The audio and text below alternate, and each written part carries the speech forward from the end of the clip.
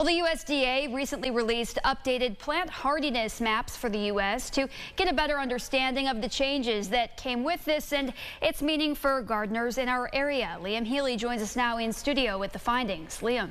Thanks, Natalie. Updated for the first time since 2012, the new plant hardiness maps from the USDA continue to trend where much of the country, including western New York, changed zones for the warmer. Now, according to Marcy Muller from the Monroe County Cornell Cooperative Extension, these impacts are beginning to show changes for what we can grow in our area.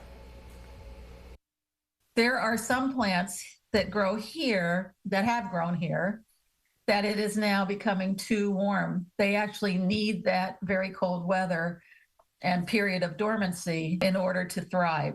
Plants are very site specific, and they have a range of conditions that will allow them to grow comfortably. Much like humans, the more stress we undergo, the harder it is for our body to fight off diseases. And plants react much the same way when they're pushed out of their comfort zone for the weather more and more often. What the hardiness zone maps don't reflect is the year-round weather, the climate. So in the Rochester area, our temperatures swing 100, 120 degrees in 12 months. As for how much of an impact the newest update has, Marcy says it will take some time, but it is likely we'll start to see some changes on either extreme of the spectrum of plants that can survive here soon enough. I think that it's sort of a new issue to the point where it's actually now obvious that it's going to impact things. You know, it's not going to happen tomorrow, but we'll see some species sort of die out around here.